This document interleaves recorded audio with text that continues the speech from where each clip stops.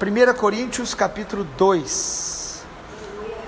Eu, irmãos, quando fui ter convosco, anunciando o testemunho de Deus, não fiz com ostentação de linguagem ou de sabedoria, porque decidi nada saber entre vós, senão a Jesus Cristo e este crucificado.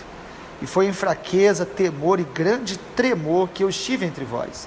A minha palavra e a minha pregação não consistiram em linguagem persuasiva, de sabedoria, mas em demonstração do Espírito e de poder, para que a vossa fé não se apoiasse em sabedoria humana, e sim no poder de Deus.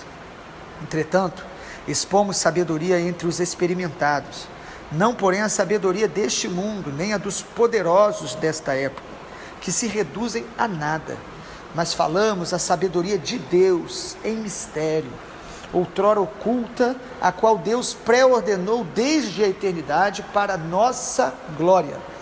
Sabedoria essa que nenhum dos poderosos deste século conheceu, porque se tivessem conhecido, jamais teriam crucificado o Senhor da glória.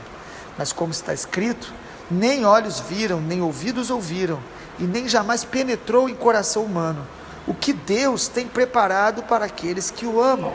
Mas Deus nolo revelou pelo Espírito, porque o Espírito a todas as coisas perscruta, até mesmo as profundezas de Deus. Porque qual dos homens sabe as coisas do homem, senão o seu próprio Espírito que nele está? Assim também as coisas de Deus, ninguém as conhece, senão o Espírito de Deus. Ora, nós não temos recebido o Espírito do mundo, e sim o Espírito que vem de Deus, para que conheçamos o que por Deus nos foi dado gratuitamente. Disso também falamos, não em palavras ensinadas pela sabedoria humana, mas ensinadas pelo Espírito, conferindo coisas espirituais com espirituais. Ora, o homem natural não aceita as coisas do Espírito de Deus, porque eles são loucura, não pode entendê-las, porque elas se discernem espiritualmente.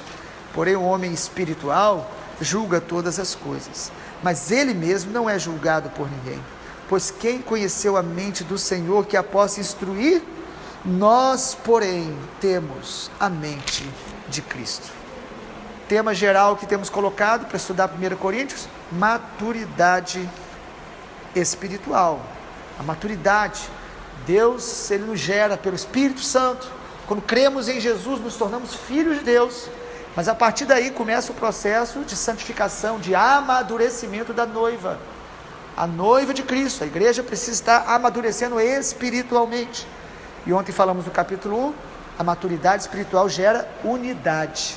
E chegamos a falar que a unidade ela é fruto de humildade, porque o orgulho é o grande inimigo de termos um só coração como igreja, como família, às vezes até como amigos. Então, falamos ontem sobre a sabedoria de Deus gera unidade. E hoje, nós queremos, no capítulo 2, compartilhar que essa maturidade de Deus, na verdade, a maturidade espiritual nos leva à sabedoria de Deus. Quanto mais maturidade espiritual uma pessoa tem, mais ela vai receber e vai ter a sabedoria de Deus. A Bíblia, não só em Coríntios, mas em Tiago e tantos outros textos, Provérbios, vai fazer um contraste muito claro entre a sabedoria de Deus e a sabedoria humana, da terra. E é muito interessante que a Bíblia dê tanta ênfase a isso, até porque nós precisamos ser guiados pela sabedoria de Deus, a sabedoria que vem do Senhor, não a nossa esperteza, capacidade intelectual, capacidade de argumentar na nossa mente. O apóstolo Paulo vai falar várias vezes, no capítulo 1 nós vimos ontem, que ele diz que os judeus, eles pedem sinais, e os gregos pedem o que mesmo? Nós vimos ontem, no versículo de número 22 do capítulo 1, os judeus pedem sinais e os gregos pedem sabedoria, ou seja, sabedoria humana. Enquanto os judeus, eles queriam sinais para crer que Jesus realmente é Deus, que o Evangelho realmente é de Deus, os gregos, eles queriam palavras de sabedoria, raciocínio, capacidade de debater, do convencimento humano para eles crerem no Evangelho. E o apóstolo Paulo, no capítulo 2, falando para uma igreja toda influenciada por essa cultura grega, cidade de Corinto, uma cidade dentro aí da Grécia, Paulo diz que a nossa sabedoria, ou a sabedoria que nós precisamos como igreja, quanto mais maduro espiritualmente alguém é, mais ele terá sabedoria espiritual, sabedoria de Deus, e não apenas a sabedoria humana, que segundo Paulo não serve para nada, para pouco serve. E eu quero compartilhar algumas coisas sobre isso. Primeiro, que a sabedoria de Deus, ela não se conhece pela capacidade do intelecto humano. Você não vai aprender ou receber sabedoria de Deus pela sua capacidade intelectual. O versículo 5 do capítulo 2 de Coríntios diz: para que a vossa fé não se apoie na sabedoria humana, e sim no poder de Deus. O versículo 8, o texto diz: sabedoria que nenhum dos poderosos do século conheceu. Os homens mais cultos, os homens que mais leem, os homens que mais têm influência sobre outros, a capacidade às vezes de argumentar que alguns têm, nada disso trará a sabedoria de Deus. A sabedoria de Deus não vem pelo intelecto humano. Quando Pedro chega para Jesus e diz: não foi carne nem sangue que te revelou. Pedro falou para Jesus: tu és o Cristo, Filho do Deus vivo. Jesus está dizendo para Pedro o seguinte: não foi a sua observação e a sua capacidade de perceber quem eu sou que te mostrou isso. Você está dizendo que eu sou o Cristo, o Filho de Deus, porque o Espírito Santo te revelou. Não vem pela capacidade humana. Tem muita gente que está intoxicado por palavras de sabedoria humana, por conhecimento intelectual, vai intoxicando a alma das pessoas, às vezes até um conhecimento teológico, quando não é acompanhado por um desejo humilde de se sujeitar ao Espírito Santo e fazer a vontade de Deus, só vai nos intoxicar ainda mais e nos afastar da verdadeira sabedoria, da sabedoria da cruz, da sabedoria do Evangelho. Quantas pessoas se auto-enganando? A Bíblia diz que o saber incha. A pessoa vai sabendo e conhecendo mais e vai ficando inchado, inflando o seu ego e afastando ele da simplicidade de Jesus, da cruz, da experiência íntima com o Senhor, de uma vida congregacional saudável em aliança, porque tudo isso está interligado uma à outra. A pessoa que se acha muito, ela vai se isolar, ela vai ter pessoas próximas que também se acham um pouco mais para justificar a sua capacidade intelectual de argumentar o porquê ela não vive uma vida na simplicidade do Evangelho e na comunhão dos santos. Em segundo lugar, a sabedoria de Deus, ela é revelada pelo Espírito Santo, já que ela não é fruto do conhecimento do intelecto. O versículo 10 diz: Deus nolo revelou pelo Espírito. Esse texto, no versículo 8, Paulo está citando uma escritura do Antigo Testamento, mas aqui no versículo 9, ele diz que Deus nos revelou, ou seja, nem olhos viram, nem ouvidos ouviram, nem jamais penetrou no coração humano. É o seguinte: o Evangelho, o que o Espírito Santo tem para dar, essas coisas nós não vamos ver, perceber pela nossa capacidade.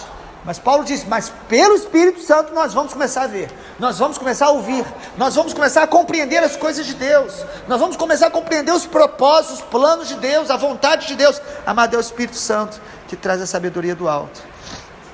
Verso 13 também, destacando, nisso também falamos em palavras não ensinadas pela sabedoria humana, mas ensinadas pelo Espírito. O apóstolo Paulo era alguém extremamente capaz, extremamente capacitado. O apóstolo Paulo era alguém que tinha conhecimento abundante, discipulado aos pés de Gamaliel, desde novo, muito inteligente. Ele diz: olha, o que eu ensino a vocês não vem da sabedoria humana, eu não uso palavras para convencer vocês, eu ensino pelo o que eu aprendo com o Espírito Santo. Você ter humildade, simplicidade, para depender da sabedoria de Deus. Para os gregos, Isso era extremamente ofensivo. E Paulo está falando para essa igreja. Parece que a igreja de Corinto havia aquele debate de quem era mais inteligente, mais eloquente. Eu sou de Paulo, eu sou de Apolo. E Paulo diz: olha, nem batizar eu batizei direito, nem sei quantos eu batizei.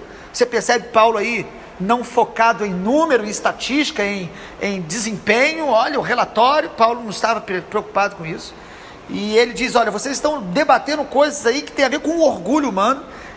No capítulo 12 ele fala: nós precisamos da sabedoria de Deus, e ela só é dada pelo Espírito Santo, e ela só é dada pelo Espírito Santo quando nós somos humildes. Isso vai nos amadurecendo espiritualmente. Então maturidade espiritual não é o quanto eu conheço da Bíblia, o quanto de informações bíblicas ou teológicas que eu armazeno. Maturidade espiritual é o quanto eu dependo da sabedoria do Espírito Santo e pratico a palavra de Deus. O que faz eu amadurecer e ser maduro é a prática da palavra, não o conhecimento apenas. Irmãos, nós precisamos decidir sempre, todos os dias, se nós queremos conhecer a verdade de Deus, andar na verdade de Deus, ou se nós queremos nos justificar com eloquência e perspicácia humana, porque a gente confunde muito. Nós ouvimos alguém eloquente, que fala bem, muitas vezes para justificar o fato dele não querer se sujeitar ao Espírito Santo, a obediência da palavra, a comunhão simples que o Evangelho gera com o Pai e uns com os outros, e começa a argumentar com raciocínios, com debate. Os gregos gostavam disso. Há pessoas no nosso meio que a mentalidade é grega, eles querem ser convencidos pelo raciocínio e pelo debate de palavras eloquentes, e há outros que a mentalidade é judaica, eles querem sinais, prodígios, e o apóstolo Paulo diz: não é essa a sabedoria de Deus. A sabedoria de Deus, ela vem pelo Espírito Santo, e ela vai te levar a um lugar, que nós vamos concluir daqui a pouco falando. Em terceiro lugar, a sabedoria de Deus, ela é rejeitada pelo homem natural. O homem natural não é o que não é evangélico.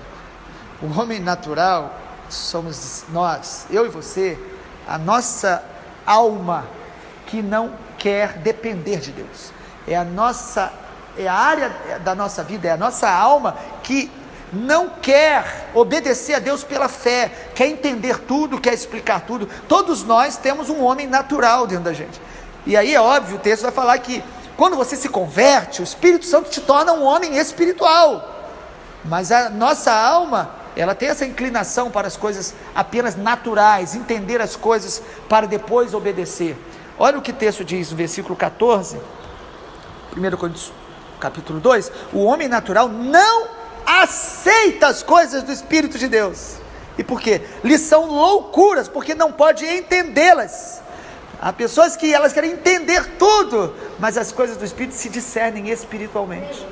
O homem natural, ele vai rejeitar a sabedoria de Deus, ele vai rejeitar a obediência pela fé, ele vai rejeitar o amor, a paixão por Jesus, que às vezes é inexplicável, e que nos faz renunciar o mundo, renunciar outras coisas, ter uma vida de disciplina e obediência ao Senhor. Ele vai rejeitar, porque ele quer explicação para tudo. E por que o homem natural rejeita as coisas do Espírito? Porque o homem natural, ele gosta de fazer com que as coisas de Deus se encaixem nas suas próprias ideias e desejos. Ele quer que Deus seja, e a Bíblia seja, o que ele pensa e deseja, e às vezes vai construindo argumentos para poder criar esse evangelho pessoal. Essa tendência tem em todo ser humano, assim como os fariseus, os saduceus, os corintianos, não que torcem para o Corinthians, né? Da igreja de Corinto, né? E os de Corinto, todos estes somos nós.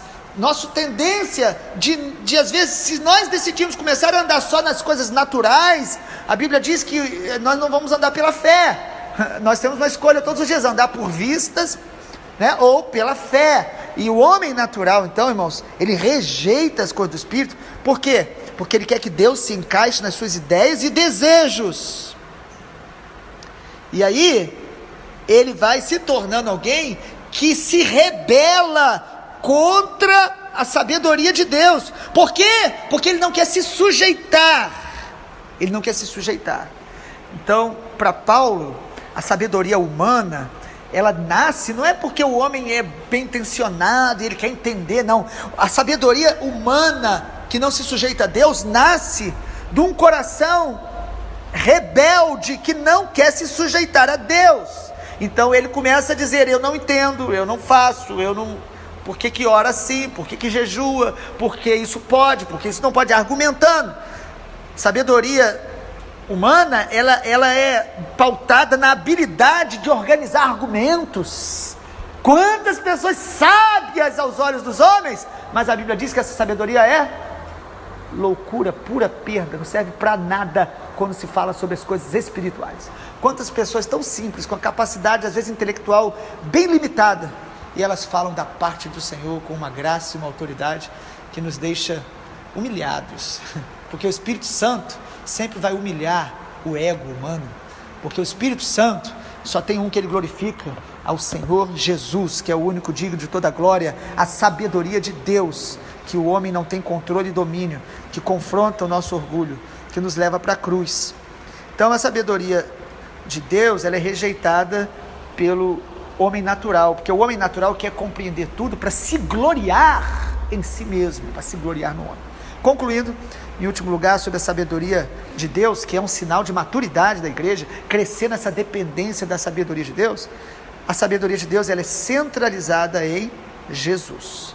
Versículo 2: porque decidi nada saber entre vós, senão a Jesus Cristo e este crucificado. Já imaginou alguém chegar para pregar e falar assim: olha, eu decidi não pregar sobre nada mais, senão sobre Jesus Cristo e este crucificado? Amado, essa é a essência da nossa vida. Jesus é o relacionamento com Jesus, é tudo o que precisamos para todos os dilemas da vida. Nós precisamos conhecê-lo, nós precisamos de compreendê-lo, ou crer e experimentá-lo pelo Espírito Santo, num relacionamento íntimo com ele. Por quê? Porque a sabedoria de Deus brota de uma intimidade com Jesus, nos levando a imitá-lo como ele é, no seu caráter, na sua humildade. Por isso ele diz: eu decidi apenas falar sobre Jesus e este crucificado, porque a sabedoria de Deus, ela é Jesus, é imitar Jesus, é ser como Jesus é ir para a cruz. A sabedoria do mundo tenta esvaziar a palavra da cruz, tenta se vangloriar na carne, no homem, na habilidade, no poder humano, mas a sabedoria de Deus nos leva para a cruz. A sabedoria de Deus nos faz se render a Jesus. A cruz, ela vai sempre confrontar a natureza pecaminosa do homem, o orgulho humano. A cruz vai nos levar a uma total dependência da graça de Deus, porque se o Senhor Jesus morreu na cruz por mim, eu só posso ter sabedoria, eu só posso saber viver, eu só posso saber me relacionar olhando para Jesus, dependendo da graça dele, pelos méritos dele, pelo sangue dele, a sabedoria dele que me faz experimentar a maturidade verdadeira como igreja remanescente do Senhor, filhos legítimos. E essa sabedoria que me leva a Jesus e a cruz, me faz depender do Espírito Santo, cada dia mais. Que nós possamos depender do Espírito Santo, que sejamos amadurecidos pelo Senhor nesse tempo, onde estamos tão próximos da volta do Senhor Jesus. Ele está amadurecendo a noiva, mas nós vamos precisar nos esvaziar da sabedoria deste mundo, deste século, seja qual for, até a teológica, que não nos conduz a uma vida piedosa, simples e com aliança uns com os outros, como o Senhor Jesus e nos ensina. Deus seja louvado nessa manhã, em nome de Jesus. Amém.